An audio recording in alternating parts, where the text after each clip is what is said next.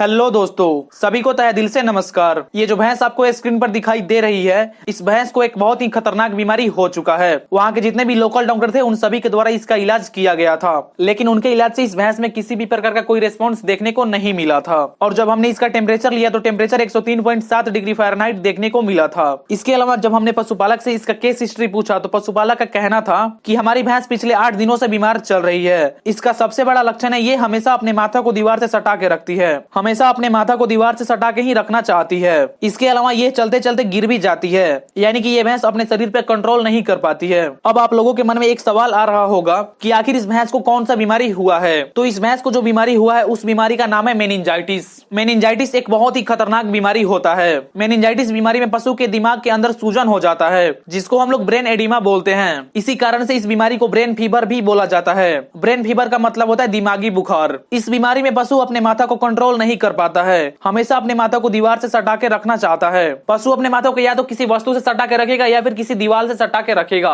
लेकिन हमेशा किसी न किसी वस्तु से सटा के ही रखता है। इसके अलावा अगर भैंस के माथा को कोई छूता है तो छूने पे बहुत ज्यादा भैंस को दर्द होता है। इसके अलावा इस बीमारी में पशु के मुंह से लार भी गिरने लगता है या फिर झाग भी गिरने लगता है। पशु एनी टाइम चौकन्ना रहता है, यानी कि पशु बहुत ज्यादा सचेत रहता है। अगर किसी गाड़ी का आवाज सुन लेगा तो अचानक से डर जाएगा। इस बीमारी में मिर्गी के दौरे जैसे लक्षण भी आने लगते हैं, यानी कि लगेगा आपका पशु जैसे पागल हो गया है, यानी कि लगेगा जैसे आपके पशु में मिर्गी आ गया है। पशु पागलों जैसा व्यवहार करने लगता है। इसके अलावा पशु अपने सिर को पटकने लगता है या फिर अपने माथा से दीवार को मारने लगेगा जैसे मारकर दीवार को तोड़ देगा। इतने सारे लक्षण इस बीमारी में देखने को मिलते हैं। इतने सारे लक्षणों से आप आसानी से इस बीमारी को पहचान सकते हैं। अब हम लोग बात कर लेते हैं इस बीमारी के इलाज के बारे में, कि हम लोगों के द्वारा कौन कौन से इंजेक्शन का उपयोग किया जाएगा कि ये भैंस बिल्कुल ठीक हो जाएगी। तो इलाज में हमने सबसे पहले जिस इंजेक्शन का उपयोग किया था उस इंजेक्शन का नाम है मेनिनटोल। मेनिनटोल हमने यहाँ पे 300 ml उपयोग किया था। मेनिनटोल दिमाग में हुए सूजन को कम कर देता है, यानी कि ब्रेन के अंदर जो एडिमा हुआ है उसको रिड्यूस करने का काम मेनिनटोल करता है। इसके अलावा मेनिनटोल नर्वस सिम्टम्स को भी कंट्रोल करता है। इसके अतिरिक्त मेनिंजाइटिस बीमारी को ठीक करने में मेनिनटोल का बहुत बड़ा रोल होता है। ये बहुत जल्दी मेनिंजाइटिस को ठीक कर देता है। इसके अलावा दूसरे नंबर पे हमने जिस इंजेक्शन का उपयोग किया था,